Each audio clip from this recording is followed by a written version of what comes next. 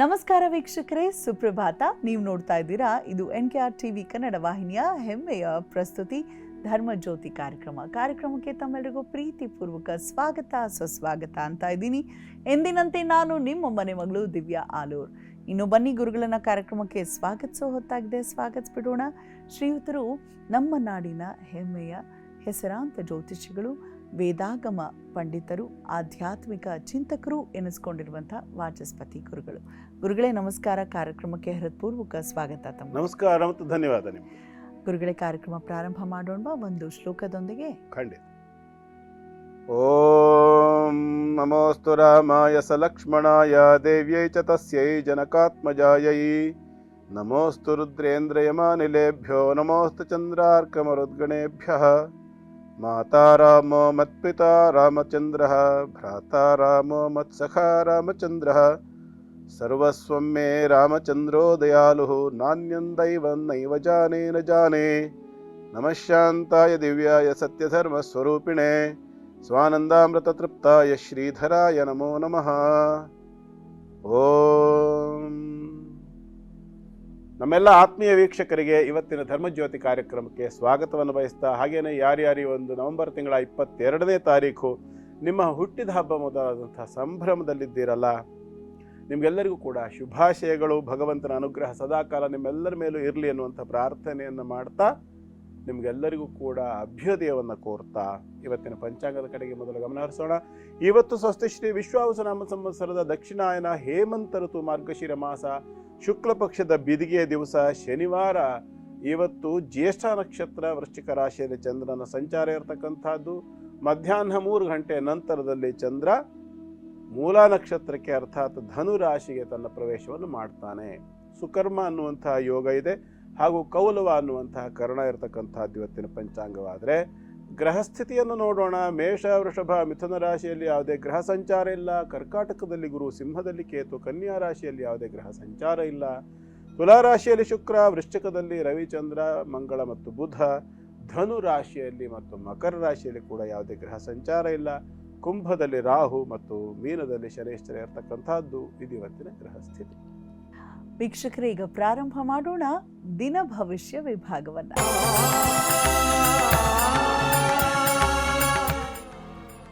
ಗುರುಗಳೇ, ಮೊದಲಿಗೆ ಮೇಷರಾಶಿಯಿಂದ ಮೊದಲುಗೊಂಡು ಹೇಗಿದೆ ಎಲ್ಲರಿಗೂ ಈ ದಿನ ನೋಡೋಣ. ಆರಂಭದಲ್ಲಿ ಮೇಷರಾಶಿ. ಮೇಷರಾಶಿಯವರಿಗೆ ಇವತ್ತಿನ ದಿನ ತಕ್ಕ ಮಟ್ಟಿಗೆ ಚೆನ್ನಾಗಿರ್ತಕ್ಕಂಥದ್ದು. ಕಾರಣ ನಿಮ್ಮ ಚತುರ್ಥಾಧಿಪತಿ ಆಗಿರ್ತಕ್ಕಂಥ ಚಂದ್ರ ಉದಯವಾಗಿದ್ದಾನೆ, ಜ್ಯೇಷ್ಠ ನಕ್ಷತ್ರದಲ್ಲಿದ್ದಾನೆ. ಇಂದ್ರೋ ಜ್ಯೇಷ್ಠ ನಾಮನ ನಕ್ಷತ್ರಮೇತಿ ಅಂದರೆ ಸ್ಟಾರ್ಟಿಂಗ್ ಹೊಸ ಪ್ರಾಜೆಕ್ಟ್ಗಳನ್ನೇನಾದರೂ ಸ್ಟಾರ್ಟ್ ಮಾಡ್ತಕ್ಕಂಥದ್ದಿದ್ರೆ ಉತ್ತಮವಾದಂಥ ಒಂದು ದಿನವಾಗಿದೆ. ಗುರುವಿನ ಸಂಪೂರ್ಣ ದೃಷ್ಟಿ, ಪೂರ್ಣ ಪ್ರಮಾಣದ ಗಜಕೇಸರಿ ಯೋಗ ಅಂತಕ್ಕಂಥದ್ದು ಗುರುಚಂದ್ರರಿಂದಾಗಿ ಬರ್ತಕ್ಕಂಥದ್ದು. ಆದರೂ ಕೂಡ ಮೇಷರಾಶಿಯವರಿಗೆ ಸಾಡೆಸಾತಿಯ ಬಾಧೆ ಅಂತಕ್ಕಂಥದ್ದು ಉಂಟೇ ಉಂಟು. ಮತ್ತು ಲಾಭ ಸ್ಥಾನದಲ್ಲಿರ್ತಕ್ಕಂಥ ರಾಹುವಿನಿಂದಾಗಿ ಸ್ವಲ್ಪ ಆದಾಯಕ್ಕೆ ಗ್ರಹಣವಾಗತಕ್ಕಂಥ ಲಕ್ಷಣ ಇದೆ. ಚಂದ್ರಾತ ಚತುರ್ಥ ಭಾವದಲ್ಲಿರೋದರಿಂದ ಕೌಟುಂಬಿಕವಾಗಿರ್ತಕ್ಕಂಥ ಕಲಹ, ಸಣ್ಣ ಪುಟ್ಟ ಭಿನ್ನಾಭಿಪ್ರಾಯಗಳು ಇತ್ಯಾದಿಗಳು ಕೂಡ ಕಾಣಿಸ್ಕೊಳ್ಳುವಂಥ ಲಕ್ಷಣ ಇದೆ. ಹಾಗಾಗಿ ಪಂಚಮ ಸ್ಥಾನದಲ್ಲಿರ್ತಕ್ಕಂಥ ಕೇತು ಸಂಬಂಧಿತವಾಗಿ ಮಹಾಗಣಪತಿಯನ್ನು ಉಪಾಸನೆ ಮಾಡಿಕೊಳ್ಳಿ, ಶುಭವಾಗ್ತದೆ. ಮುಂದಿನದು ವೃಷಭ ರಾಶಿ. ವೃಷಭ ರಾಶಿಯವರಿಗೆ ಇವತ್ತಿನ ದಿನ ತಕ್ಕ ಮಟ್ಟಿಗೆ ಉತ್ತಮವಾಗಿರ್ತಕ್ಕಂಥದ್ದು. ತೃತೀಯಾಧಿಪತಿ ನೀಚ ಸ್ಥಿತಿಯಲ್ಲಿದ್ದರೂ ಕೂಡ ಹಸ್ತದೋಷವನ್ನು ಕಳೆದುಕೊಂಡು ಅವನು ಉದಯವಾಗಿದ್ದಾನೆ. ಹಾಗಾಗಿ ಮಾನಸಿಕವಾಗಿರತಕ್ಕಂಥ ಸಾಮರ್ಥ್ಯ, ಸ್ಥೈರ್ಯಗಳು ಹೆಚ್ಚಾಗ್ತಕ್ಕಂಥ ಒಂದು ಕಾಲ. ಅದು ಅಲ್ಲದೆ ಪೂರ್ಣವಾಗಿರ್ತಕ್ಕಂಥ ಗುರು ದೃಷ್ಟಿ ಚಂದ್ರನಿಗೆ ಇರೋದರಿಂದ ವಿಶೇಷವಾಗಿ ಬೆಳ್ಳಿ, ಬಂಗಾರ ಇತ್ಯಾದಿ ವಸ್ತುಗಳ ಖರೀದಿಯನ್ನು ಮಾಡೋದಕ್ಕೆ ವೃಷಭ ರಾಶಿಯವರಿಗೆ ಯೋಗ್ಯವಾದಂಥ ಒಂದು ಕಾಲವಾಗಿದೆ. ಇದರ ಜೊತೆಯಲ್ಲಿ ಹೈನುಗಾರಿಕೆ, ತರಕಾರಿ ವ್ಯಾಪಾರ ಮಾಡೋರು, ಬೆಳ್ಳಿ ಬಂಗಾರ ವ್ಯಾಪಾರಿಗಳಿಗೆ ಕೂಡ ಸಾಕಷ್ಟು ಅಭಿವೃದ್ಧಿ, ಲಾಭಾಂಶದಲ್ಲಿ ಹೆಚ್ಚಳ ಆಗ್ತಕ್ಕಂಥ ಎಲ್ಲ ಲಕ್ಷಣಗಳು ಕೂಡ ತುಂಬ ಚೆನ್ನಾಗಿದೆ. ಬಾಧೆ ಅಂತಕ್ಕಂಥದ್ದು ರಾಹ ಸಂಬಂಧ ಕಾಣೋದರಿಂದ ಉದ್ಯೋಗದಲ್ಲಿ, ಅದರಲ್ಲೂ ವಿಶೇಷವಾಗಿ ಶಾರೀರಿಕ ಸಾಮರ್ಥ್ಯವನ್ನು ಹಾಕಿ ಕೆಲಸ ಮಾಡ್ತಕ್ಕಂಥ ವ್ಯಕ್ತಿಗಳಿಗೆ ಉದ್ಯೋಗದಲ್ಲಿ ಅಭಿವೃದ್ಧಿ ಅಂತಕ್ಕಂಥದ್ದರ ಸಣ್ಣ ಮಟ್ಟಿನ ಕೊರತೆ ಕಾಣಿಸ್ತದೆ. ಗೋ ಸೇವೆಯಿಂದ, ಕಪಿಲಧೇನು ಅಂತ ಹೇಳ್ತಾರೆ, ಕೆಂಬಣ್ಣದ ಹಸು ಬರ್ತದೆಯಲ್ಲ, ಆ ಹಸುವಿನ ಪೂಜೆ, ಸೇವೆ ಇತ್ಯಾದಿಗಳಿಂದ ಗ್ರಾಸವನ್ನು, ಹುಲ್ಲು ಇತ್ಯಾದಿ, ಹಿಂಡಿ ಇತ್ಯಾದಿಗಳನ್ನು ಕೊಡುವುದರಿಂದ ಕೂಡ ಆ ಒಂದು ಪಶುವಿನ ಅನುಗ್ರಹದಿಂದ ಅನೇಕ ರೀತಿಯ ದೋಷಗಳು ಪರಿಹಾರವಾಗಿ ಸುಖ ಪ್ರಾಪ್ತಿಯಾಗುವಂಥ ಅವಕಾಶ ಇದೆ. ಪ್ರಯತ್ನ ಮಾಡಿ, ಶುಭವಾಗಲಿ. ಮುಂದಿನದು ಮಿಥುನ ರಾಶಿ. ಮಿಥುನ ರಾಶಿಯವರಿಗೆ ಇವತ್ತು ಆಕಸ್ಮಿಕವಾಗಿ ಧನ ನಷ್ಟವಾಗತಕ್ಕಂಥ ಒಂದು ಯೋಗವನ್ನು ಊಹಿಸಬಹುದಾಗಿರುತ್ತೆ. ಧನಾಧಿಪತಿ ಆಗಿರತಕ್ಕಂಥ ಚಂದ್ರ, ಶನಿ ಮತ್ತು ಚಂದ್ರ ಎರಡೂ ಗ್ರಹಗಳ ದೃಷ್ಟಿ ವ್ಯಯಸ್ಥಿತಿಗಿರ್ತಕ್ಕಂಥದ್ದು 6ನೇ ಮನೆಯಲ್ಲಿ ನೀಚ ಸ್ಥಿತಿಯಲ್ಲಿ.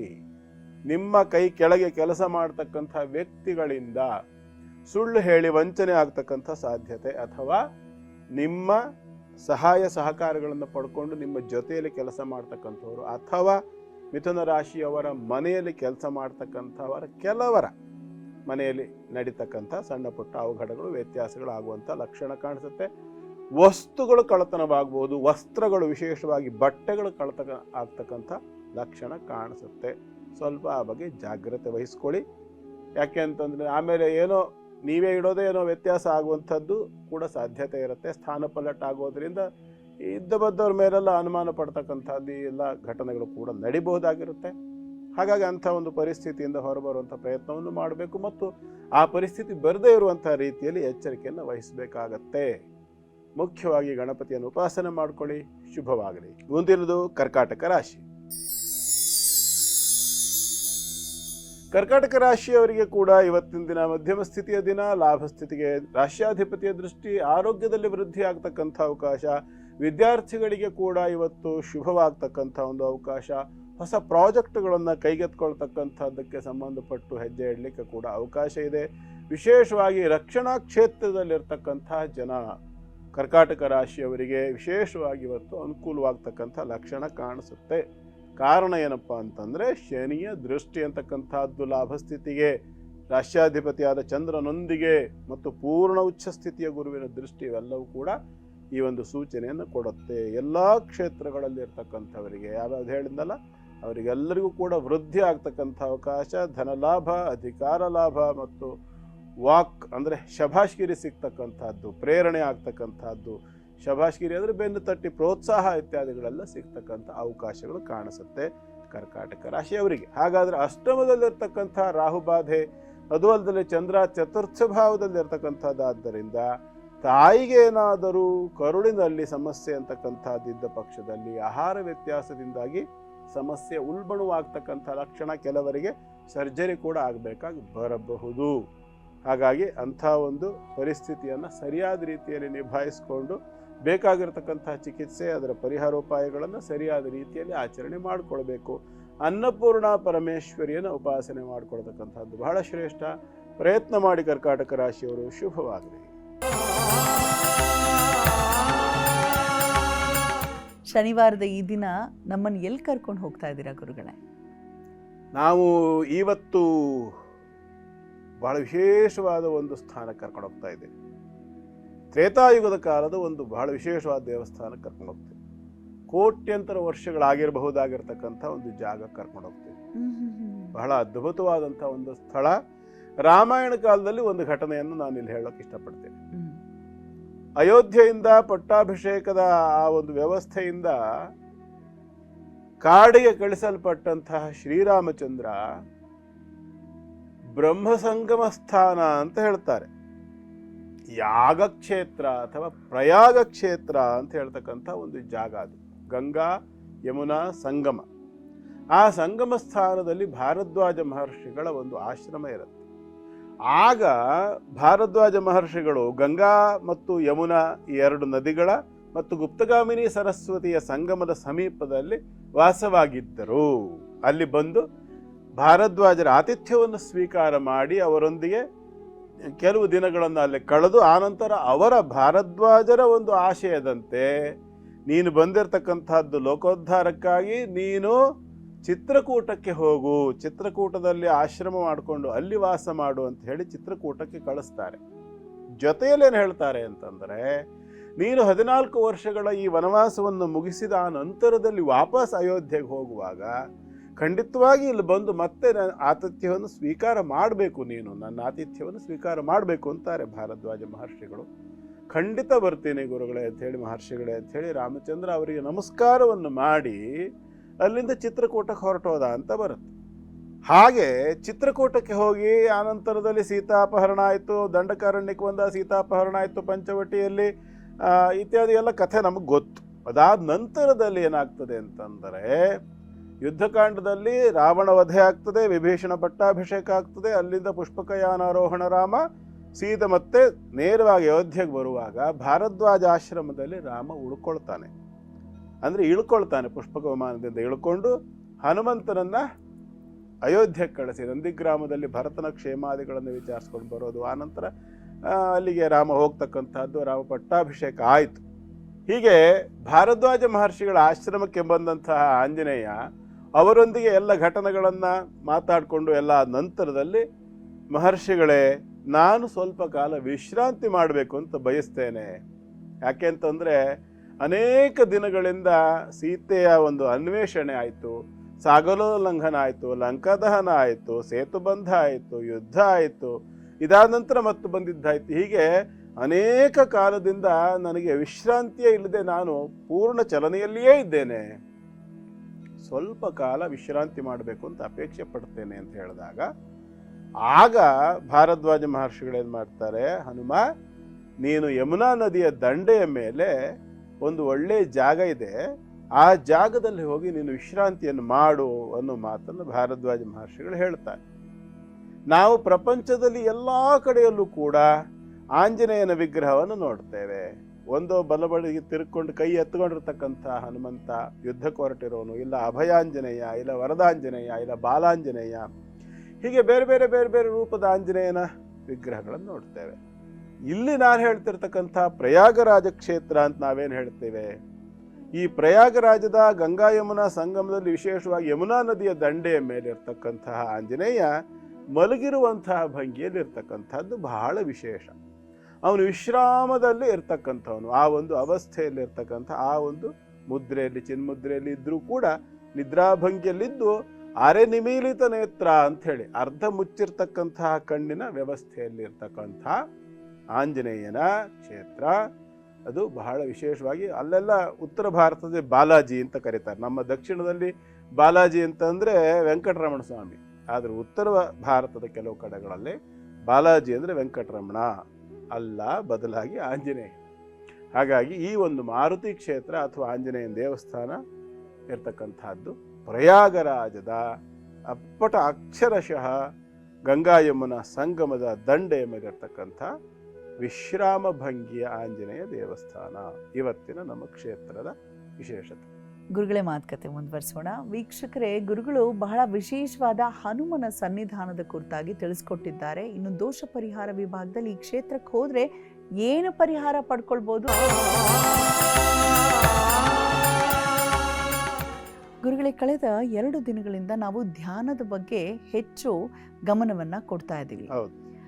ಇವತ್ತು ಧ್ಯಾನದ ಮುಂದಿನ ಹಂತದ ಬಗ್ಗೆ ತಾವು ತಿಳಿಸೋದಕ್ಕೂ ಮುನ್ನ, ಯಾವ ಒಂದು ವಯಸ್ಸಿಗೆ ನಾವು ನಮ್ಮ ಮಕ್ಕಳಲ್ಲಿ ಧ್ಯಾನದ ಅಭ್ಯಾಸವನ್ನು ಮಾಡಬೇಕು? ಯಾಕಂದರೆ ವಿವೇಕಾನಂದರು ಹೇಳ್ತಾರೆ ಒಂದು ಕಡೆ, ನೀವು ಒಂದು ದಿನವೂ ಕೂಡ ಬಿಡದೆ ಧ್ಯಾನ ಮಾಡಬೇಕು. ಅಕಸ್ಮಾತ್ ನೀವೇನಾದರೂ ಒಂದು ದಿನ ಧ್ಯಾನ ಮಾಡೋದನ್ನು ಬಿಟ್ಟರೂ ಕೂಡ ಒಬ್ಬ ಒಳ್ಳೆಯ ವ್ಯಕ್ತಿಯ ಜೊತೆಗೆ ಸಂವಹನ ಮಾಡೋದನ್ನು ಕಳ್ಕೊಂಡಂತೆ ಅಂತ ಅವ್ರು ಹೇಳಿದ್ದಾರೆ. ಅಂದರೆ ದಿನನಿತ್ಯವೂ ನೀವು ನಿಮ್ಮ ಜೊತೆನೇ ನೀವು ಮಾತಾಡಬೇಕು, ಅದುವೇ ಧ್ಯಾನ ಅನ್ನೋ ರೀತಿ. ಯಾವ ವಯಸ್ಸಿನಿಂದ ಪ್ರಾರಂಭ ಮಾಡಬೇಕು? ಇನ್ನು ಮಕ್ಕಳಲ್ಲಿ ಧ್ಯಾನಾಸಕ್ತಿ ಹೇಗೆ ಮೂಡಿಸ್ಬೇಕು? ಮೊದಲನೇದಾಗಿ ಧ್ಯಾನ ಅಂತಕ್ಕಂಥದ್ದು ಯಾವ ಉದ್ದೇಶದಿಂದ ಮಾಡ್ತೇವೆ ಹೇಳೋದು ಬಹಳ ಮುಖ್ಯ. ಮನಃಶಾಂತಿಗಾಗಿ ಮಾಡೋದು ಹೇಳಾದರೆ, ಯಾವ ವ್ಯಕ್ತಿಗೆ ಮನಸ್ಸು ಅನ್ನುವಂಥದ್ದು ಕೆಲಸ ಮಾಡಲಿಕ್ಕೆ ಆಗ್ತದೆಯಲ್ಲ, ಆಗ ಧ್ಯಾನವನ್ನು ಹೇಳ್ಕೊಡ್ಬೇಕೇ ಹೊರತು ಮನಸ್ಸು ಆಕ್ಟಿವ್ ಇಲ್ಲದ ಮಕ್ಕಳಿಗೆ ಧ್ಯಾನವನ್ನು ಹೇಳ್ಕೊಟ್ರೆ ಉಪಯೋಗ ಆಗಲ್ಲ. ಗುರುಜಿ, ನೀವು ಹೇಳಿದ ಹಾಗೆ ನೀವು ಹೇಳ್ತೀರಾ ಮಕ್ಕಳಿಗೆ ಚಿತ್ತಚಾಂಚಲ್ಯ ಜಾಸ್ತಿ, ಕುಳ್ಳರಿಸ್ಲಿಕ್ಕೆ ಸಾಧ್ಯವಿಲ್ಲ ಅಂತ.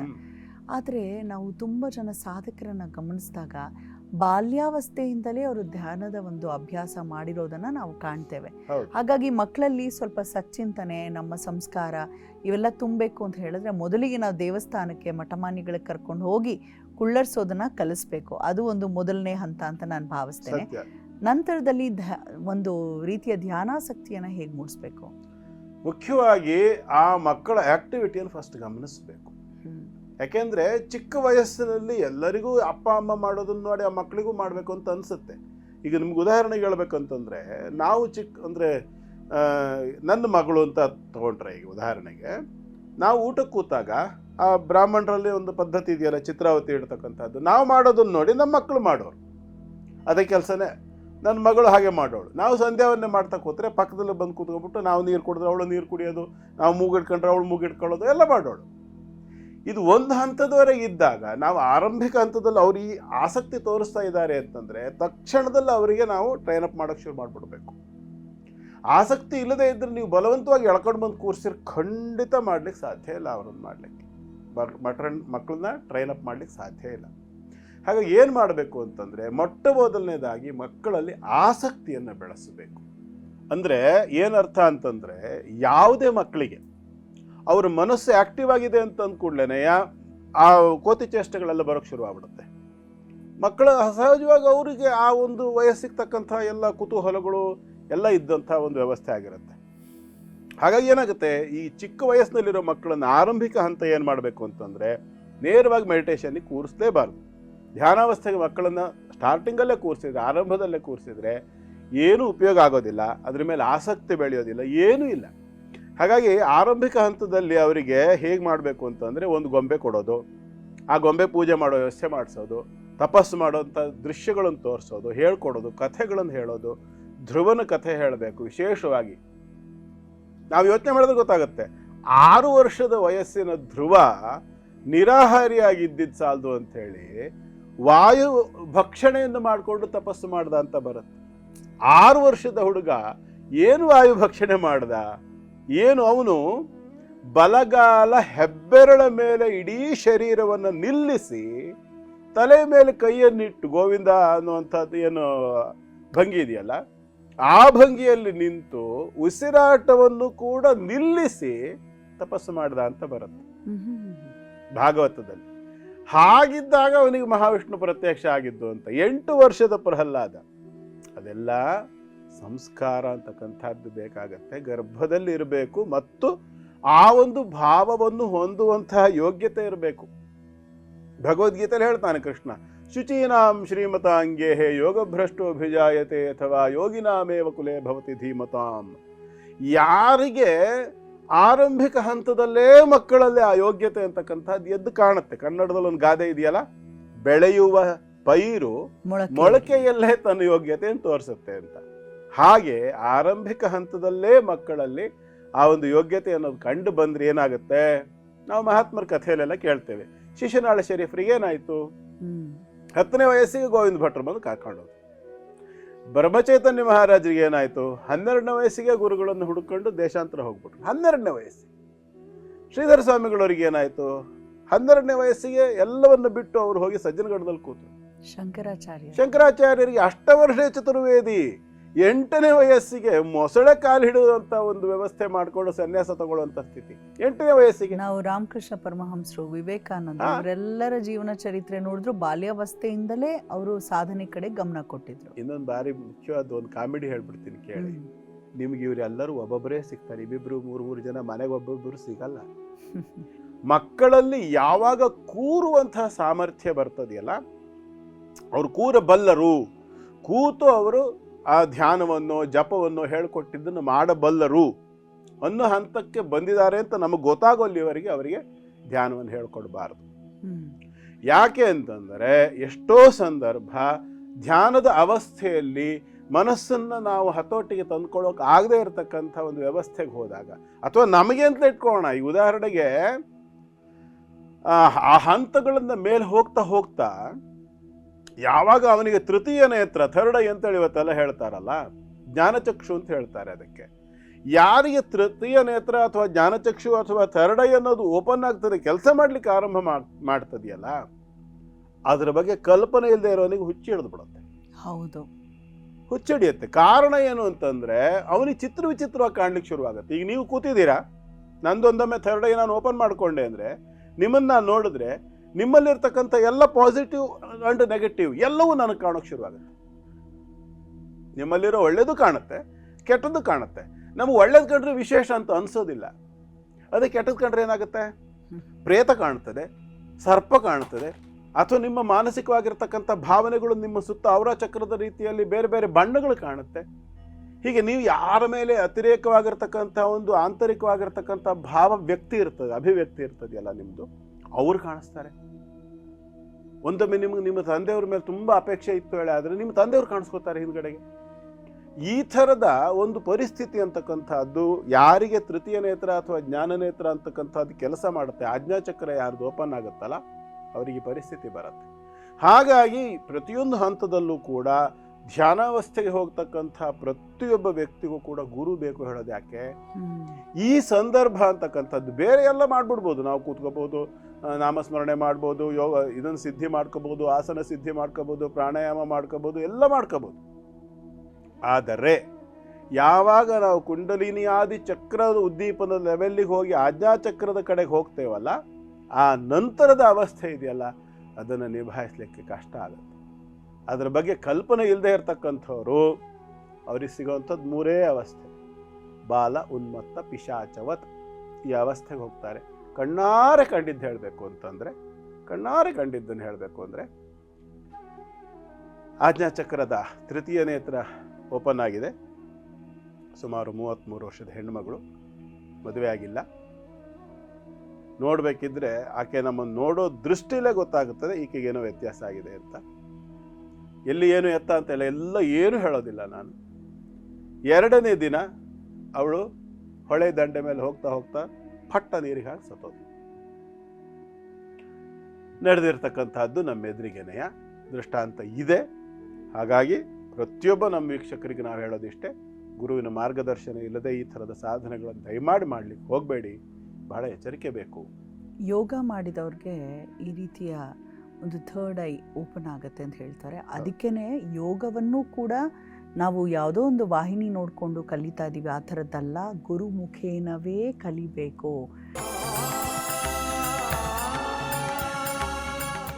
ಪ್ರಯಾಗ್ರಾಜ್ನಲ್ಲಿರುವಂತಹ ಆಂಜನೇಯನ ಕುರಿತಾಗಿ ತಾವು ತಿಳಿಸ್ತಾ ಇದ್ದೀವಿ. ವಿಶ್ರಾಮ ಮಾರುತಿ ಅಂತ, ವಿಶ್ರಾಮ ಮಾರುತಿ ವಿಶೇಷ ಸನ್ನಿಧಾನ ಅಂತ ತಾವು ಹೇಳ್ತಾ ಇದ್ವಿ. ದಯಮಾಡಿ ತಿಳಿಸ್ಕೊಡಿ ಗುರುಗಳೇ, ಅಲ್ಲಿ ಹೋಗೋದ್ರಿಂದ ಏನು ಪರಿಹಾರ ಕಂಡ್ಕೊಳ್ಬಹುದು ನಾವು? ವಿಶೇಷವಾಗಿ ಆಂಜನೇಯನನ್ನು ನಾವು ನೋಡ್ತಕ್ಕಂಥದ್ದು ಎಲ್ಲಿ ಅಂತಂದರೆ, ಸುಂದರಕಾಂಡದಲ್ಲಿ ಒಂದು ಮಂತ್ರ ಬರುತ್ತೆ, ಶ್ಲೋಕ ಬರುತ್ತೆ, ತ್ವಮಸ್ಮಿನ್ ಕಾರ್ಯದಿರ್ಯೋಗಿ ಪ್ರಮಾಣಂ ಹರಿಸತ್ತಮ ಹನುಮಾನ್ ಯತ್ನಮಾಸ್ಥಾಯ ದುಃಖ ಕ್ಷೇಕರೋ ಭವ ಅಂತ. ಎಲ್ಲ ರೀತಿಯ ದುಃಖಗಳಿಂದ ವಿಮುಕ್ತಿಯನ್ನು ಪಡ್ಕೊಳ್ಳಿಕ್ಕಾಗಿ ನಾವು ಆಂಜನೇಯನ ಉಪಾಸನೆಯನ್ನು ಮಾಡಬೇಕು. ಬುದ್ಧಿ ಪ್ರಾಪ್ತಿಗೋಸ್ಕರವಾಗಿ ಎಷ್ಟೋ ಸಂದರ್ಭ ಎಷ್ಟೇ ಬುದ್ಧಿವಾದ ಹೇಳಿದ್ರು ಕೆಲವರಿಗೆ ಬುದ್ಧಿ ಬರೋದೇ ಇಲ್ಲ, ಕೋತಿ ಚೇಷ್ಟೆ ಮಾಡ್ತಾ ಇರ್ತಾರೆ. ಆ ಕೋತಿ ಅಂತಕ್ಕಂಥದ್ದು ಹೋಗಿ ಹನುಮಂತನ ಕ್ವಾಲಿಟಿ ಬರಬೇಕು ಹೇಳಾದ್ರೆ ಅವನ ಆರಾಧನೆ ಮಾಡಬೇಕು. ಬುದ್ಧಿ ಬಲ, ಎಷ್ಟೋ ಸಂದರ್ಭ ತುಂಬ ಶ್ರಮ ವಹಿಸ್ತಾ ಇರ್ತಾರೆ, ಬೇಕಾದಷ್ಟು ಪೌಷ್ಟಿಕವಾದಂಥ ಆಹಾರಗಳನ್ನು ಕೊಡ್ತಾ ಇರ್ತಾರೆ, ಅಥವಾ ಅವರನ್ನು ಜಿಮ್ಗೆ ಕಳಿಸ್ತಾ ಇರ್ತಾರೆ, ಎಕ್ಸಸೈಸ್ ಮಾಡಿಸ್ತಿರ್ತಾರೆ, ಯೋಗಾಭ್ಯಾಸ ಮಾಡಿಸ್ತಾ ಇರ್ತಾರೆ, ಆದರೂ ಕೂಡ ಅದರಲ್ಲಿ ಯಾವುದೇ ಒಂದು ಏಳಿಗೆ ಕಾಣೋದಿಲ್ಲ. ಅದರಲ್ಲಿ ಅಂಥವರು ಆಂಜನೇಯನ ಉಪಾಸನೆಯನ್ನು ಮಾಡಬೇಕು. 3ನೇದು ಯಾವುದು? ಯಶಸ್ಸು. ಹೇಗೆ ಹನುಮಂತ ಸಮುದ್ರವನ್ನು ಹಾರೋ ವಿಷಯದಲ್ಲಿ ಕೂಡ ಆನಂದವಾಗಿ ಹಾರ್ಕೊಂಡು ಹೋಗ್ಬಿಟ್ಟು ಲಂಕೆಗೆ ಹೋಗಿ ಸೀತೆಯನ್ನು ಕಂಡುಕೊಂಡು ಬಂದು, ಹಾಗೆ ಎಷ್ಟೇ ಕಷ್ಟಕರವಾಗಿರ್ತಕ್ಕಂಥ ಕಾರ್ಯ ಸಾಧನೆ ಆಗಬೇಕು ಅಂದರೂ ಹಠದಿಂದ ಆಂಜನೇಯನ ಉಪಾಸನೆಯನ್ನು ಮಾಡಿದ ಪಕ್ಷದಲ್ಲಿ ಕಾರ್ಯ ಸಾಧನೆ ಆಗುತ್ತೆ. ಧೈರ್ಯ, ಹನುಮಾನ್ ಚಾಲೀಸ ಮೊದಲಾದಂಥ ಪಠನವನ್ನು ನಾವು ಮಾಡ್ತೇವಲ್ಲ, ಏನಾಗುತ್ತೆ ಪರಿಸ್ಥಿತಿ ಅಂತಂದರೆ, ಎಷ್ಟೋ ಸಂದರ್ಭ ಮನೆಯಲ್ಲಿ ನೋಡಿ ನೀವು ಬೇಕಾದರೆ, ಈ ಚಿಕ್ಕ ಮಕ್ಕಳು ಸುಮಾರು ಒಂದು 8-10 ವರ್ಷ, 14-15 ವರ್ಷ ಆಗಿರುತ್ತೆ, ಮನೆ ಹಿಂದ್ಗಡೆಗೆ ಸ್ವಲ್ಪ ಪ್ರತ್ಯೇಕ ಜಾಗದಲ್ಲಿ ಎಲ್ಲೋ ಒಂದು ಟಾಯ್ಲೆಟ್ ಕಟ್ಸಿರ್ತಾರೆ ಅಂತ ಇಟ್ಕೊಳ್ಳೋಣ, ಅಲ್ಲಿಗೆ ಹೋಗೋದಕ್ಕೆ ಹೆದರ್ತವೆ. ರಾತ್ರಿ 9 ಗಂಟೆಯಲ್ಲಿ ಕೈ ತೊಳೆಯೋದು, ಅಡುಗೆ ಮನೇಲಿ ಊಟ ಮಾಡಿಕೊಂಡು ಪಕ್ಕದಲ್ಲಿ ಸಿಂಕ್ ಇದ್ದರೆ ಅಲ್ಲಿ ಹೋಗಿ ಕೈ ತೊಳೆಯೋದಕ್ಕೆ ಹೋಗಕ್ಕೆ, ಅಮ್ಮ ನೀ ಹಿಂದೆ ಬಾ, ಇಂಥ ಮಕ್ಕಳು ಕೂಡ ನಾವು ನೋಡ್ತೇವೆ, ಪುಕ್ಕಲು ಮಕ್ಕಳು. ಅಂಥ ಆ ಪುಕ್ಕಲುತನ ಇವೆಲ್ಲವೂ ಹೋಗ್ತಕ್ಕಂಥದ್ದು ಧೈರ್ಯ ಪ್ರಾಪ್ತಿ, ಬುದ್ಧಿರ್ ಬಲಂ ಯಶೋ ಧೈರ್ಯಂ ನಿರ್ಭಯತ್ವಂ ಆರೋಗ್ಯತ ಅಜಾಡ್ಯಂ, ಸೋಂಬೇರಿತನ, ಆಲಸ್ಯ, ಬೆಳಿಗ್ಗೆ ಎಬ್ಸಿರಿ ಹೇಳೋದು ಕೂಡ ಇಲ್ಲ ಎಷ್ಟೋ ಮಕ್ಕಳು, ಆ ಕಡೆ ಮಗ್ಲಾಗ್ತವೆ, ಇಲ್ಲ ಈ ಕಡೆ ಮಗ್ಲಾಗ್ತವೆ, ಈ ಥರದ ಒಂದು ಅವಸ್ಥೆ ಕೂಡ ಬರ್ತವೆ. ಅರೋಗತ ಅಜಾಡ್ಯಂ ವಾಕ್ಪಟುತ್ವ, ಕೆಲವು ಮಕ್ಕಳಿಗೆ ಡ ರ ಲ ಳ ಈ 4 ಅಕ್ಷರ ಹೇಳಕ್ಕೆ ಬರಲ್ಲ, ಡ ಉಚ್ಚಾರ ಆಗಲ್ಲ, ರ ಉಚ್ಚಾರ ಆಗಲ್ಲ, ಳ ಉಚ್ಚಾರ ಆಗಲ್ಲ, ಲ ಉಚ್ಚಾರ ಆಗಲ್ಲ, ಹೀಗೆ ಬೇರೆ ಬೇರೆ ಬೇರೆ ಬೇರೆ ರೀತಿಯಲ್ಲಿ ಅವರು ಆ ಒಂದು ನಾಲಿಗೆ ಅಂತಕ್ಕಂಥದ್ದು ತಿರುಗ್ತಾ ಇರೋದಿಲ್ಲ. ಅಂಥ ಅವಸ್ಥೆಯಲ್ಲಿ ಇರ್ತಕ್ಕಂಥ ಮಕ್ಕಳಿಗೂ ಕೂಡ ಆಂಜನೇಯನ ಆರಾಧನೆಯಿಂದ ವಿಶೇಷವಾದಂಥ ಲಾಭ ಆಗುತ್ತೆ. ಪ್ರಕೃತಿ ಇಲ್ಲಿ ಏನಪ್ಪ ಅಂತಂದರೆ 2 ವಿಭಾಗ. ಒಂದು ವಿಶ್ರಾಮ, ಮತ್ತೊಂದು ಎಚ್ಚರ, ಎರಡೂ ಕೂಡ ಆಂಜನೇಯನ ವಿಶೇಷತೆ ಇದೆ. ಹಾಗಾಗಿ ವಿಶೇಷವಾಗಿ ಪ್ರಯಾಗ್ರಾಜ್ಯದಲ್ಲಿರ್ತಕ್ಕಂಥ ಆಂಜನೇಯನನ್ನು ಉಪಾಸನೆ ಮಾಡೋದ್ರಿಂದ ಎರಡು ರೀತಿಯ ಕಾರ್ಯಸಿದ್ಧಿ ಆಗುತ್ತೆ. ಮೊದಲನೇದು ಯಾವುದಪ್ಪ ಅಂತಂದರೆ, ಯಾರಿಗೆ ನಿದ್ರಾಹೀನತೆ ಅಂತಕ್ಕಂಥದ್ದು ಒಂದು ರೋಗ ಇದೆ. ಈ ನಿದ್ರಾಹೀನತೆ ಅಂತಕ್ಕಂಥ ರೋಗ ಏನಿದೆ ಅಂದರೆ, ಎಷ್ಟೇ ಶ್ರಮ ಆಗಿರಲಿ, ಎಷ್ಟೇ ಸುಸ್ತಾಗಿರಲಿ, ಮಲಗಿದ್ದು ನಿದ್ರೆ ಬರಲ್ಲ. ಏನು ಮಾಡಿದ್ರು ನಿದ್ರೆ ಬರಲ್ಲ. ಅಂಥವ್ರು ಏನು ಮಾಡಬೇಕು ಅಂತಂದರೆ, ಸ್ವಲ್ಪ ಎಳ್ಳೆಣ್ಣೆಯನ್ನು ತಗೊಂಡು ಹೋಗಿ ಇಲ್ಲಿರ್ತಕ್ಕಂಥ ಆಂಜನೇಯನ ಪಾದಕ್ಕೆ ಅದನ್ನು ಅರ್ಪಣೆ ಮಾಡಿ ಬಂದರೆ ನಿದ್ರಾಹೀನತೆ ಅಂತಕ್ಕಂಥ ರೋಗ ನಿವಾರಣೆ ಆಗುತ್ತೆ. ಎರಡನೇದು, ರಾಮಚಂದ್ರನ ಎಲ್ಲ ಕಾರ್ಯಗಳನ್ನು ಸಾಧನೆ ಮಾಡಿ ರಾಮಚಂದ್ರನನ್ನು ಅಯೋಧ್ಯೆಯಲ್ಲಿ ಅವನು ಯಾವ ರೀತಿ ಪಟ್ಟಾಭಿಷಿಕ್ತ ಆಗುವಲ್ಲಿ ಹೊರಗಿನ ಕಾರ್ಯವನ್ನು ಮಾಡಿದ್ನೋ, ವಿಕ್ರಮ ಅನ್ನುವಂಥ ಪದ ಇದೆ ಸಂಸ್ಕೃತದಲ್ಲಿ. ವಿಕ್ರಮ ಅನ್ನುವಂಥ ಪದದ ಅರ್ಥ ಏನಪ್ಪ ಅಂತಂದರೆ, ಸ್ಟಾರ್ಟಿಂಗಿಂದ ಹಿಡಿದು ತುದಿ ಮುಟ್ಟಿಸ್ತಕ್ಕಂಥ ಯಾವುದೇ ಒಂದು ಕೆಲಸವನ್ನು ಶುರು ಮಾಡಿದೆ ಅಂದರೆ ಯಶಸ್ವಿಯಾಗಿ ತುದಿ ಮುಟ್ಟಿಸ್ತಕ್ಕಂಥದ್ದು, ಕಾರ್ಯವನ್ನು ಸಾಧನೆ ಮಾಡ್ತಕ್ಕಂಥ ಸಾಮರ್ಥ್ಯಕ್ಕೆ ವಿಕ್ರಮ ಅಂತ ಹೇಳ್ತಾರೆ ಸಂಸ್ಕೃತದಲ್ಲಿ. ಹಾಗೆ ಅಂತಹ ಒಂದು ವಿಕ್ರಮ ಇರತಕ್ಕಂಥದ್ದು ಅವನಾದ್ರಿಂದ, ಆ ವಿಕ್ರಮವನ್ನು ತೋರಿಸಿ ವಿಶ್ರಾಂತಿಗೆ ಬಂದವನಾದ್ರಿಂದ ಯಾವುದಾದ್ರೂ ಒಂದು ಕೆಲಸ ಅಂತಕ್ಕಂಥದ್ದು ಅರ್ಧಂಬರ್ಧಕ್ಕೆ ನಿಲ್ತಾ ಇದೆ, ಎಷ್ಟು ಪ್ರಯತ್ನ ಪಟ್ಟರು ಮುಂದೆ ಹೋಗ್ತಾ ಇಲ್ಲ, ತುದಿ ಮುಟ್ಸೋಕ್ಕಾಗ್ತಾ ಇಲ್ಲ, ಯಾವುದೋ ಒಂದು ಪ್ರಾಜೆಕ್ಟ್ ಹಾಕ್ಕೊಂಡಿದ್ದೀವಿ, ಬೇರೆ ಬೇರೆ ರೀತಿಯ ಸಮಸ್ಯೆಗಳು ಬಂದು ಅವೆಲ್ಲವೂ ನಿಲ್ತಾ ಇದೆ ಅಂತಕ್ಕಂಥ ಪರಿಸ್ಥಿತಿ ಇರತಕ್ಕಂಥವ್ರು ಏನು ಮಾಡಬೇಕಂದ್ರೆ, ಇಲ್ಲಿ ಹೋಗಿ ಆಂಜನೇಯನನ್ನು ಸ್ತೋತ್ರ ಮಾಡಿ ಅವನಿಗೆ ವಿಶೇಷವಾಗಿ ಚೂಡಾಮಣಿ ಅಂತಂದರೆ ವಾಸ್ತವಾಂಶ ಏನಪ್ಪ ಅಂದರೆ ಒಂದು ಉಂಗುರ ಅಂತ ಇಟ್ಕೊಳ್ಳಿ. ಅವನಿಗೆ ಅಲ್ಲಿ ಬೆಳ್ಳಿಯ ಉಂಗುರಗಳನ್ನು ಸಮರ್ಪಣೆ ಮಾಡ್ತಕ್ಕಂಥ ಒಂದು ವ್ಯವಸ್ಥೆ ಇದೆ. ಆ ಬೆಳ್ಳಿಯ ಉಂಗುರವನ್ನು ಅಲ್ಲಿರ್ತಕ್ಕಂತಹ ಆ ವಿಶ್ರಾಮ ಮಾರುತಿಗೆ ನಾವು ಸಮರ್ಪಣೆ ಮಾಡಿ ಬಂದ ಪಕ್ಷದಲ್ಲಿ, ನಮ್ಮ ಕಾರ್ಯಗಳು ಅರ್ಧಂಬರ್ಧಕ್ಕೆ ಏನಾದ್ರು ಯೋಜನೆಗಳು ನಿಲ್ತಾ ಇದ್ದ ಪಕ್ಷದಲ್ಲಿ ಅಂಥವನ್ನ ಮುಂದುವರಿಸಲಿಕ್ಕೆ ಬೇಕಾದಂಥ ಅನುಗ್ರಹ ಅಂತಕ್ಕಂಥದ್ದು ಆಗುತ್ತೆ. ಪ್ರಯತ್ನವನ್ನು ಮಾಡಿ ಮತ್ತು ಶ್ರದ್ಧಾ ಭಕ್ತಿಯಿಂದ ನೋಡಿಕೊಂಡಾಗ ಫಲ ಪ್ರಾಪ್ತಿ. ಜೈ ಹನುಮಾನ್ ಅಂತ ಹೇಳ್ತಾ ಗುರುಗಳೇ, ಮುಂದಿನ 4 ರಾಶಿಗಳ ಕುರಿತಾಗಿ ಸಿಂಹರಾಶಿಯನ್ನು ನೋಡೋಣ. ಸಿಂಹರಾಶಿಯವರಿಗೆ ಇವತ್ತಿನ ದಿನ ತಕ್ಕಮಟ್ಟಿಗೆ ಉತ್ತಮವಾಗಿರತಕ್ಕಂಥ ಒಂದಿನ ಆಗಿದೆ. ಕಾರಣ, ಚತುರ್ಥ ರಾಶಿಯಲ್ಲಿರ್ತಕ್ಕಂತಹ ಚಂದ್ರ ಪಂಚಮಕ್ಕೆ ಲಾಭಸ್ಥಿತಿಗೆ ದೃಷ್ಟಿಯನ್ನು ಕೊಡುವತ್ತ ಹೋಗ್ತಾ ಇದ್ದಾನೆ. ಧನು ರಾಶಿಗೆ ಪ್ರವೇಶವಾದ ನಂತರ ಮಧ್ಯಾಹ್ನದ ನಂತರ ಇವತ್ತಿನ ದಿನ ಸಾಕಷ್ಟು ಅನುಕೂಲವನ್ನು ಸಿಂಹರಾಶಿಯವರು ನೋಡಬಹುದಾಗಿರುತ್ತೆ. ಮತ್ತು ವಿಶೇಷವಾಗಿ ಕರ್ಮಭಾವಾಧಿಪತ್ಯದ ಶುಕ್ರ ಏನಿದಾನಲ್ಲ, ಅವನಿಗೆ ಕೂಡ ಈ ಒಂದು ಸ್ಥಿತಿ ಅಂತಕ್ಕಂಥ ಸುಧಾರಣೆ ಆಗುವಂಥದ್ದಾದ್ದರಿಂದ ಉದ್ಯೋಗ ಕ್ಷೇತ್ರದಲ್ಲಿ ಏನಾದರೂ ಸಮಸ್ಯೆಗಳಿದ್ರೆ ಅವು ಕೂಡ ಪರಿಹಾರವಾಗ್ತಕ್ಕಂಥದ್ದು. ವ್ಯಾಪಾರ ವ್ಯವಹಾರಗಳಲ್ಲಿ ಅಲ್ಪ ಮಟ್ಟಿನ ಒಂದು ಪ್ರಗತಿ ಅಂತಕ್ಕಂಥದ್ದು ಕಾಣುತ್ತೆ. ವೈಭವದಲ್ಲಿದ್ದಂತಹ ಗುರು ವಕ್ರಸ್ಥಿತಿಯನ್ನು ಹೊಂದಿರೋದ್ರಿಂದ ಆರೋಗ್ಯದಲ್ಲಿ ಏನಾದರೂ ತೊಂದರೆಗಳು ಕಾಣಿಸ್ತಾ ಇದ್ದರೆ, ವಿಶೇಷವಾಗಿ ಶರೀರದ ಅಧೋಭಾಗದಲ್ಲಿ ಮಂಡಿ, ಹಿಂಬಡಿ ಇತ್ಯಾದಿ ಮೀನಖಂಡಾದಿಗಳಲ್ಲಿ ತೊಂದರೆಗಳೇನಾದ್ರು ಇದ್ದಲ್ಲಿ, ನೋವು ಇತ್ಯಾದಿಗಳು, ವೆರಿಕೋಸ್ ವೆನ್ಸ್ ಇತ್ಯಾದಿಗಳ ಸಮಸ್ಯೆಗಳಿದ್ದರೂ ಕೂಡ ಸಾಕಷ್ಟು ಆ ವಿಭಾಗದಲ್ಲಿ ಅನುಕೂಲ ಅಂತಕ್ಕಂಥ ಲಕ್ಷಣ ಕಾಣಿಸುತ್ತೆ. ಸುಮ್ಮನೆ ಅನುಕೂಲ ಕಾಣಿಸುತ್ತದೆಯಾ? ಕಾಣಿಸೋದಿಲ್ಲ. ಪರಿಹಾರ ಮಾರ್ಗವನ್ನು ಅನುಸರಣೆ ಮಾಡಬೇಕು. ಎಳ್ಳೆಣ್ಣೆಯ ದೀಪ, ಮಣ್ಣಿನ ಹಣತೆಯಲ್ಲಿ ಎಳ್ಳೆಣ್ಣೆಯನ್ನು ಇಟ್ಟುಕೊಂಡು ಅದರಲ್ಲಿ 9 ಬತ್ತಿಗಳನ್ನು ಹಾಕಿ ಆ ಬತ್ತಿಗಳನ್ನು ಹಚ್ಚಿ ಅಲ್ಲಿ ಆ ಬತ್ತಿಯ ಬಿಸಿಯಿಂದಾಗಿ ಕಾದಿರ್ತಕ್ಕಂಥ ಎಣ್ಣೆಯನ್ನು ಕಾಲಿಗೆ ಲೇಪನ ಮಾಡಿಕೊಳ್ಬೇಕು. ಉತ್ತರ ದಿಕ್ಕಿಗೆ ಅಭಿಮುಖವಾಗಿ ಉರಿಬೇಕಾಗಿರುತ್ತೆ. ಇದನ್ನೆಲ್ಲ ಸರಿಯಾಗಿ ಗಮನಿಸ್ಕೊಂಡು ಆ ಒಂದು ಎಳ್ಳೆಣ್ಣೆಯನ್ನು ಲೇಪನ ಮಾಡೋದ್ರಿಂದ ಈ ಸಮಸ್ಯೆ ಅಂತಕ್ಕಂಥದ್ದು ಕ್ರಮೇಣ ಪರಿಹಾರ ಆಗುತ್ತೆ. ಪ್ರಯತ್ನ ಮಾಡಿ. ಶುಭವಾಗಲಿ. ಮುಂದಿಂದು ಕನ್ಯಾ ರಾಶಿ. ಕನ್ಯಾ ರಾಶಿಯವರಿಗೆ ಇವತ್ತಿನ ದಿನ ಚೆನ್ನಾಗಿದೆ. ಲಾಭಾಧಿಪತಿ ತೃತೀಯ ಮತ್ತು ಚತುರ್ಥ ಭಾವದಲ್ಲಿ ಓಡಾಡ್ತಕ್ಕಂಥದ್ದು, ಮಾನಸಿಕವಾದ ಸಾಮರ್ಥ್ಯ ಹೆಚ್ಚಾಗುವಂಥದ್ದು, ಮಾಡ್ತಕ್ಕಂಥ ಕೆಲಸ ಕಾರ್ಯಗಳಲ್ಲಿ ಸಾಕಷ್ಟು ವೃದ್ಧಿಯನ್ನು ನೋಡಬಹುದಾಗಿರ್ತಕ್ಕಂಥ ಒಂದು ಅವಕಾಶ ಆಗಿರುತ್ತೆ.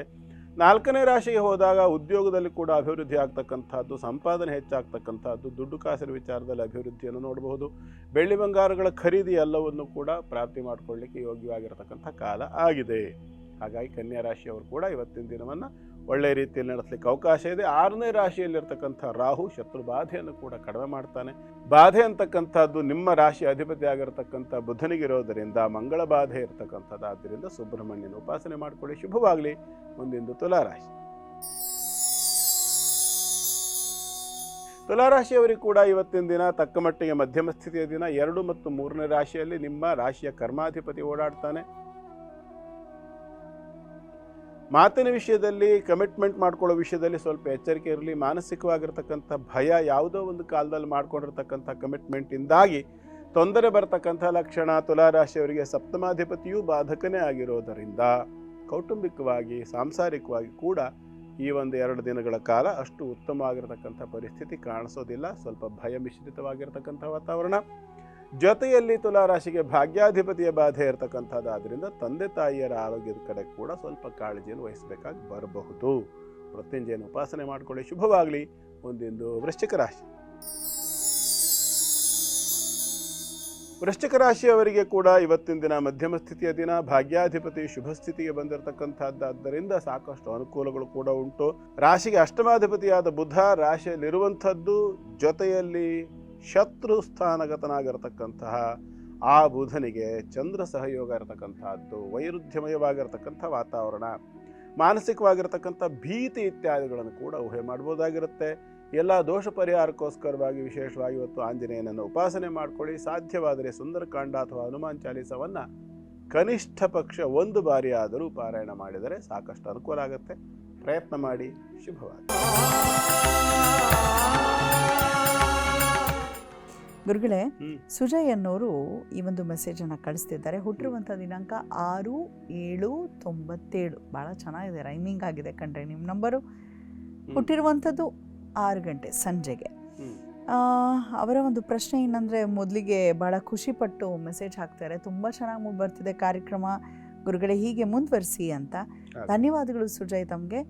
ಇನ್ನು ಪ್ರತಿ ಬಾರಿ ಕೂಡ ಗುರುಗಳೇ, ನಾನು ಒಂದು ಕಡೆ ಕೆಲಸ ಮಾಡ್ತಿರ್ತೀನಿ ಅಂತ ಇಟ್ಕೊಳ್ಳಿ, ಅಲ್ಲಿ ಏನೋ ಒಂದು ಕಿರಿಕಿರಿ ಆಗಿಬಿಡತ್ತೆ, ಕೆಲಸ ಚೇಂಜ್ ಮಾಡ್ತೀನಿ. ಪದೇ ಪದೇ ಪದೇ ಪದೇ ನಾನು ಕೆಲಸ ಬದಲಾಯಿಸೋದಕ್ಕೆ ಕಾರಣ ಏನು?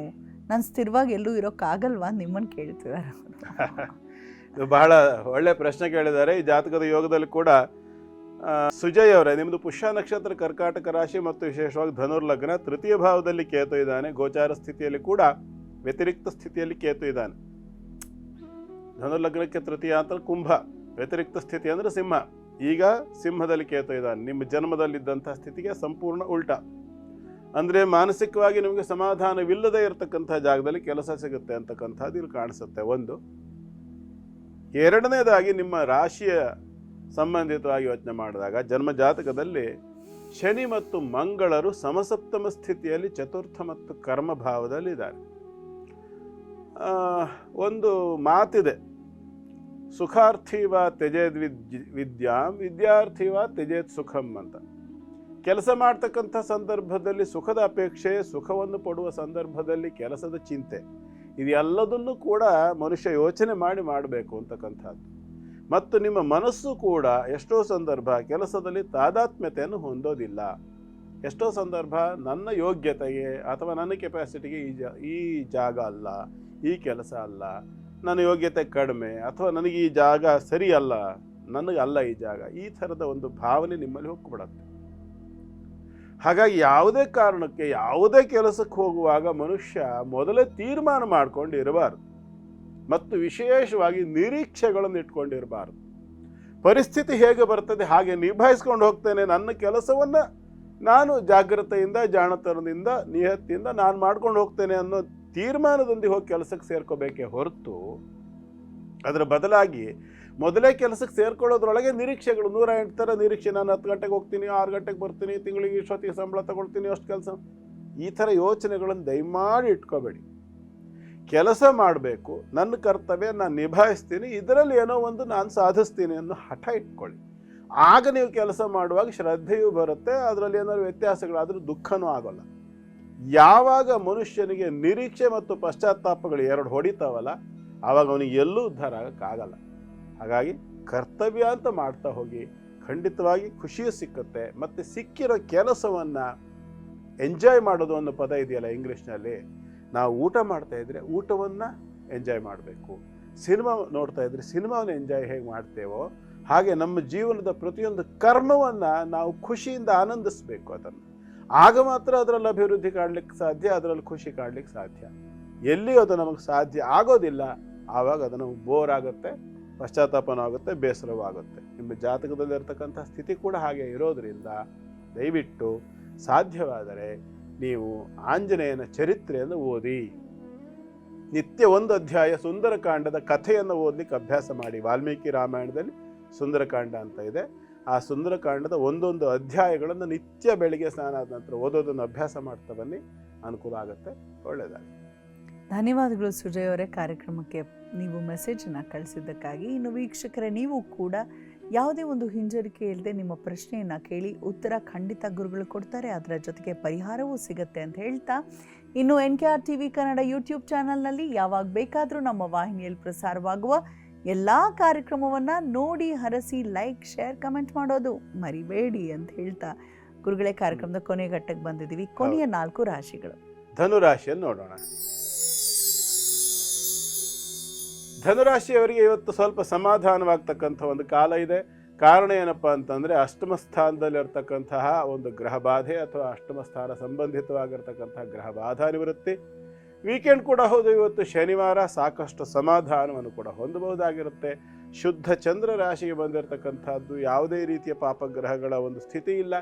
ಜೊತೆಯಲ್ಲಿ ಚತುರ್ಥ ಭಾವದಿಂದ ದ್ವಿತೀಯ ತೃತೀಯಾಧಿಪತಿ ಆಗಿರತಕ್ಕಂಥ ಶನೈಶ್ಚರನ ದೃಷ್ಟಿ ಬೀಳೋದ್ರಿಂದ ಒಡಹುಟ್ಟಿದವರ ಅಥವಾ ಒಡಹುಟ್ಟಿದವರ ಸಮಾನರಾದವರ ಸಹವರ್ತಿಗಳ ಸಹವಾಸ ಅಂತಕ್ಕಂಥದ್ದು ದೊರಕುವಂಥ ಅವಕಾಶ ಇದೆ. ಮತ್ತು ಬಂದಿರತಕ್ಕಂಥ ಪರಿಸ್ಥಿತಿಯಿಂದ ನಿಮ್ಮನ್ನು ಮೇಲೆತ್ತಲಿಕ್ಕೆ ಅವರ ಪ್ರಯತ್ನಗಳು ಕೂಡ ನಡೆಯುವಂಥ ಲಕ್ಷಣ. ಹಾಗಾಗಿ ಒಳ್ಳೆಯ ಒಂದು ದಿನ ಆಗಿದೆ. ಹಾಗಾಗಿ ಇವತ್ತು ಧನುರಾಶಿಯವರು ಆನಂದವಾಗಿ ದಿನವನ್ನು ನಡೆಸಬಹುದು. ಉಮಾದೇವಿಯನ್ನ ಅಂದರೆ ಪಾರ್ವತಿಯನ್ನ ಆರಾಧನೆ ಮಾಡಿಕೊಳ್ಳಿ, ಶುಭವಾಗಲಿ. ಮುಂದಿನದು ಮಕರ ರಾಶಿ. ಮಕರ ರಾಶಿಯವರಿಗೆ ಕೂಡ ಇವತ್ತಿನ ದಿನ ತಕ್ಕಮಟ್ಟಿಗೆ ಚೆನ್ನಾಗಿದೆ. ಸಪ್ತಮಾಧಿಪತಿ ಲಾಭಸ್ಥಿತಿಯಲ್ಲಿರ್ತಕ್ಕಂಥ ದಿನ ಆರಂಭದಲ್ಲಿ, ನಂತರದಲ್ಲಿ ಮಧ್ಯಾಹ್ನ ನಂತರದಲ್ಲಿ ಯಾವಾಗ ಚಂದ್ರ ಪ್ರವೇಶ ವ್ಯಯರಾಶಿಗೆ ಆಗ್ತದೆ, ಆ ನಂತರದಲ್ಲಿ ಸ್ವಲ್ಪ ಮಟ್ಟಿಗೆ ನಷ್ಟವನ್ನು ನೋಡಬೇಕಾಗಿ ಬರಬಹುದು. ಹಾಗಾಗಿ ಯಾವುದೇ ರೀತಿಯ ಹೊಸ ಕಮಿಟ್ಮೆಂಟ್ಗಳನ್ನು ಮಾಡ್ಕೊಳ್ಳೋಕೆ ಹೋಗಬೇಡಿ. ಇನ್ನು 2 ದಿನಗಳ ಕಾಲ, ವಿಶೇಷವಾಗಿ ಸೋಮವಾರ ಸಾಯಂಕಾಲದವರೆಗೂ ಕೂಡ ಇದೇ ಪರಿಸ್ಥಿತಿ ಮುಂದುವರಿಯುವಂತಹ ಲಕ್ಷಣ ಮಕರ ರಾಶಿಯವರಿಗಿದೆ. ಹಾಗಾಗಿ ಹೊಸ ಯಾವುದಾದ್ರು ಬಿಸ್ನೆಸ್ಸಿಗೆ ಇನ್ವೆಸ್ಟ್ ಮಾಡ್ತಕ್ಕಂಥದ್ದು, ದೊಡ್ಡ ಮಟ್ಟದ ಹಣ ಇತ್ಯಾದಿಗಳನ್ನು ಹಾಕೋದಿದ್ರೆ, ಶೇರ್ ಮಾರ್ಕೆಟ್ ಇತ್ಯಾದಿಗಳಲ್ಲಿ ತೊಡಗಿಸ್ತಕ್ಕಂಥ ಸಂದರ್ಭ ಇದ್ದರೂ ಕೂಡ ಸ್ವಲ್ಪ ನಿಧಾನಿಸೋದು ಒಳ್ಳೆಯದು. ಬಂಗಾರ ಬೆಳ್ಳಿ ಇತ್ಯಾದಿಗಳ ಖರೀದಿ ವಿಷಯದಲ್ಲಿ ಕೂಡ ಸ್ವಲ್ಪ ಮೋಸ ಹೋಗ್ತಕ್ಕಂಥ ಸಾಧ್ಯತೆ ಇರುತ್ತೆ. ಅದು ಏನು ಹೇಳ್ತಾರಲ್ಲ, ಇದು 70 ಟಚ್ ಇರೋದೊಂದು 90 ಟಚ್ ಅಂತ ಹಾಕ್ಬಿಟ್ರು, ನಾನು KDM ಅಂತ ತಂದೆ, ನಂಗೆ ಲಾಸ್ ಆಗೋಯ್ತು. ಈ ಥರ ಬಂಗಾರದ ಗುಣಮಟ್ಟದಲ್ಲಿ ನಷ್ಟವಾಗ್ತಕ್ಕಂಥ ಲಕ್ಷಣ ಕಾಣುತ್ತೆ. ಹೆಚ್ಚು ಎಚ್ಚರಿಕೆಯನ್ನು ವಹಿಸಬೇಕಾಗಿ ಬರುತ್ತೆ. ಮೈ ಮರೆತ್ಕೋಬೇಡಿ. ಮುಖ್ಯವಾಗಿ ಸುಬ್ರಹ್ಮಣ್ಯನ ಉಪಾಸನೆ ಮಾಡ್ಕೊಳ್ಳಿ, ಶುಭವಾಗಲಿ. ಮುಂದೆಂದು ಕುಂಭರಾಶಿ. ಕುಂಭರಾಶಿಯವರಿಗೆ ಇನ್ನೊಂದು 2-3 ದಿವಸಗಳ ಪರ್ಯಂತರವಾಗಿಯೂ ಕೂಡ ವೀಕೆಂಡ್ ಕೂಡ ಇರೋದ್ರಿಂದ ಸಾಕಷ್ಟು ಉತ್ತಮವಾದಂಥ ದಿನಗಳು ಮುಂದೆ ಇದ್ದಾವೆ. ತುಂಬ ಚೆನ್ನಾಗಿರ್ತಕ್ಕಂಥ ಕೆಲವು ಕಾಲಘಟ್ಟವನ್ನು ಕೂಡ ನೋಡಬಹುದಾಗಿರುತ್ತೆ. ಲಾಭಸ್ಥಿತಿಗೆ ಬರ್ತಕ್ಕಂಥ ಚಂದ್ರ, ಶತ್ರುಗಳಿಂದ ಬರ್ತಕ್ಕಂಥ ಭಯ ಕಡಿಮೆ ಆಗುವಂತಹದ್ದು. ಹಿಂಸಕರು ಯಾರು ನಿಮ್ಮನ್ನು ಕಿರಿಕಿರಿ ಉಂಟು ಮಾಡ್ತಾರೆ, ಕೆಲಸ ಕಾರ್ಯಗಳಲ್ಲಿ ಅಡೆತಡೆಗಳನ್ನು ಒಡ್ತಾರೆ, ಆಫೀಸ್ನಲ್ಲಿರಬಹುದು ಅಥವಾ ಬೇರೆ ಮೇಲಧಿಕಾರಿಗಳ ಹತ್ರ ನಿಮ್ಮ ಬಗ್ಗೆ ಷಡ್ಯಂತ್ರಗಳನ್ನು ಮಾಡ್ತಕ್ಕಂಥವ್ರು, ಅಥವಾ ಮನೆಯಲ್ಲಿ ಹಿರಿಯರನ್ನು ನಿಮ್ಮ ವಿರುದ್ಧ ಎತ್ಕೊಳ್ತಕ್ಕಂಥವ್ರು ಇತ್ಯಾದಿ ದುರ್ಬುದ್ಧಿ ದುರ್ವ್ಯವಹಾರಗಳನ್ನು ಮಾಡ್ತಕ್ಕಂಥವ್ರು ಏನಿದ್ದಾರಲ್ಲ, ಅಂಥವರ ಮುಖಭಂಗವಾಗ್ತಕ್ಕಂಥ ಒಂದು ಕಾಲ. ಅದರಲ್ಲೂ ವಿಶೇಷವಾಗಿ ಮುಖ್ಯವಾಗಿ ನಿಮಗೆ ಗಣಪತಿಯನ್ನು ಉಪಾಸನೆ ಮಾಡಿ ಅಂತ ಹೇಳಲಿಕ್ಕೆ ಇಷ್ಟಪಡ್ತೀನಿ. ಕಾರಣ ಏನಪ್ಪ ಅಂತಂದರೆ, ವಿಘ್ನ ನಿವಾರಕ ಅವನು. ಹಾಗಾಗಿ ಯಾವಾಗ ನೀವು ಗಣಪತಿಯನ್ನು ಉಪಾಸನೆ ಮಾಡ್ತೀರಿ, ಚತುರ್ಭುಜನಾದ ಸಿದ್ಧಿವಿನಾಯಕ ಅಂತಕ್ಕಂಥ ಒಂದು ಸ್ವರೂಪ, ಚತುರ್ಭುಜ ಸಿದ್ಧಿವಿನಾಯಕ ಸ್ವರೂಪವನ್ನು ಆರಾಧನೆ ಮಾಡಿದ್ರಿಂದ ಯಾರೇ ಆದರೂ ನಿಮ್ಮ ವಿರುದ್ಧ ಷಡ್ಯಂತ್ರಗಳನ್ನು ಮಾಡ್ತಿದ್ರೆ, ನಿಮ್ಮ ತೇಜೋವಧೆಯನ್ನು ಯೋಚನೆ ಮಾಡ್ತಾ ಇದ್ದರೆ, ಅಂಥವರ ಮುಖಭಂಗವಾಗ್ತಕ್ಕಂಥದ್ದು ಮತ್ತು ನಿಮಗೆ ಗೆಲುವನ್ನು ಹೊಂದಲಿಕ್ಕೆ ಬೇಕಾಗಿರ್ತಕ್ಕಂಥ ಎಲ್ಲ ಅವಕಾಶಗಳನ್ನು ಆ ಮಹಾಗಣಪತಿ ಆರಾಧನೆ ಅಂತಕ್ಕಂಥದ್ದು ಕೊಡುತ್ತೆ. ಶುಭವಾಗಲಿ ಕುಂಭರಾಶಿಯವರಿಗೆ. ಮುಂದಿಂದು ಮೀನರಾಶಿ. ಮೀನರಾಶಿಯವರಿಗೆ ತ್ರಿಕೋಣ ಶುದ್ಧಿ ಆಗ್ತಕ್ಕಂಥ ಒಂದು ಅದ್ಭುತವಾದ ಅವಕಾಶ ಕಾಣಿಸ್ತಾ ಇದೆ. ಕಾರಣ ನಿಮ್ಮ ರಾಶಿಗೆ ಪಂಚಮ ಸ್ಥಾನದಲ್ಲಿರ್ತಕ್ಕಂಥ ಗುರು, ಅವನ ಪಂಚಮ ಸ್ಥಾನ ಸ್ಥಿತಿ ಅಂತಕ್ಕಂಥ ಜಾಗದಿಂದ ಚಂದ್ರ ಮುಂದೋಗ್ತಾ ಇದ್ದಾನೆ. ಮಕ್ಕಳಿಗೆ ಉದ್ಯೋಗದಲ್ಲಿ ವೃದ್ಧಿ ಆಗ್ತಕ್ಕಂಥದ್ದು, ಪ್ರಮೋಷನ್ ಇತ್ಯಾದಿಗಳು ಸಿಕ್ಕಬಹುದು. ಮತ್ತು ಮಕ್ಕಳಿಂದ ಸಾಕಷ್ಟು ಸಮಾಧಾನಕರವಾಗಿರತಕ್ಕಂಥ ಕೆಲವು ಲಕ್ಷಣಗಳು. ಮತ್ತು ವಿಶೇಷವಾಗಿ ಪಂಚಮಾಧಿಪತಿ ಆಗಿರತಕ್ಕಂಥ ಚಂದ್ರ ಧನು ರಾಶಿಯಿಂದ ಕರ್ಮದಿಂದ ಚತುರ್ಥವನ್ನು ನೋಡ್ತಾನೆ. ಮಕ್ಕಳ ಸಂಪಾದನೆಯಿಂದ ಅಥವಾ ಮಕ್ಕಳಿಗೆ ಸಿಗ್ತಕ್ಕಂಥ ಒಳ್ಳೆಯ ಹೆಸರಿನಿಂದ ಅಥವಾ ನೀವು ಮಾಡ್ತಕ್ಕಂಥ ಸತ್ಕಾರ್ಯಗಳ ಸದ್ಕರ್ಮಗಳ ಫಲವಾಗಿ ನಿಮಗೆ ಸುಖ ಪ್ರಾಪ್ತಿ, ಸಮಾಧಾನ, ನೆಮ್ಮದಿಗಳನ್ನು ನೋಡ್ತಕ್ಕಂಥ ಒಂದು ಅವಕಾಶ ಕಾಣಿಸುತ್ತೆ. ಭಾಗ್ಯೋದಯವಾಗ್ತಕ್ಕಂಥ ಕಾಲ. ತಂದೆಯ ಸಂಬಂಧಪಟ್ಟಿರ್ತಕ್ಕಂಥ ಆಸ್ತಿ ವಿಚಾರದಲ್ಲಿ ಏನಾದರೂ ನಿಷ್ಠುರ ಇತ್ಯಾದಿಗಳಿದ್ದರೆ, ಕೋರ್ಟ್ ಕೇಸು ಇತ್ಯಾದಿಗಳೇನಾದರೂ, ತಂದೆ ಸಂಬಂಧ ಆಸ್ತಿ ಅಂದರೆ ಪಿತ್ರಾರ್ಜಿತ ಆಸ್ತಿ ಸಂಬಂಧ, ಬೆಳ್ಳಿ ಬಂಗಾರ, ಭೂಮಿ ಇತ್ಯಾದಿಗಳ ಸಂಬಂಧ ಏನಾದರೂ ಕೇಸ್ ಇತ್ಯಾದಿಗಳು ನಡೆಸ್ತಾ ಇದ್ದರೆ ಅದರಲ್ಲೆಲ್ಲ ಸಾಕಷ್ಟು ಅನುಕೂಲವಾಗ್ತಕ್ಕಂಥ ಲಕ್ಷಣ ಕಾಣಿಸುತ್ತೆ. ನಿಮ್ಮ ಸಾಮರ್ಥ್ಯಾನುಸಾರ ಚಂಡಿಕಾ ದೇವಿಯ ಸ್ವರೂಪದ ಆರಾಧನೆಯನ್ನು ಮಾಡಿಕೊಂಡ ಪಕ್ಷದಲ್ಲಿ ಯಾವ ವಿಭಾಗ ನಾನು ಹೇಳಿದ್ನಲ್ಲ ಆ ವಿಭಾಗದಲ್ಲಿರ್ತಕ್ಕಂಥ ಸಮಸ್ಯೆಗಳು ನಿವೃತ್ತಿ ಆಗುತ್ತೆ ಮತ್ತು ಅಭಿವೃದ್ಧಿ ಅಂತಕ್ಕಂಥದ್ದು ಕೂಡ ಪ್ರಾಪ್ತಿಯಾಗುತ್ತೆ. ಪ್ರಯತ್ನ ಮಾಡಿ. ಶುಭವಾಗಲಿ. ಗುರುಗಳೇ, ಶನಿವಾರದ ಈ ದಿನ ಕೂಡ ಬಹಳ ವಿಶೇಷವಾದ ವಿಚಾರವನ್ನು ಹೊತ್ತು ತಂದಿದ್ರಿ. ಮತ್ತೆ ಸೋಮವಾರ ಸಿಗೋಣ. ಧನ್ಯವಾದಗಳು. ಸರ್ವೇ ಜನ ಸುಖಿನೋ ಭವಂತು, ಸಮಸ್ತ ಸನ್ಮಂಗಳಾನಿ ಭವಂತು. ಭಗವಂತ ಎಲ್ಲರಿಗೂ ಕ್ಷೇಮವನ್ನು ಉಂಟು ಮಾಡಲಿ. ನಮಸ್ಕಾರ. ವೀಕ್ಷಕರೇ, ಹೊರಡೋ ಸಮಯ ಆಗ್ತದೆ. ಮತ್ತೆ ಸಿಗೋಣ ಎಂದು ಸೋಮವಾರದಂದು. ಹೋಗ್ಬರೋದಾ? ನಮಸ್ಕಾರ.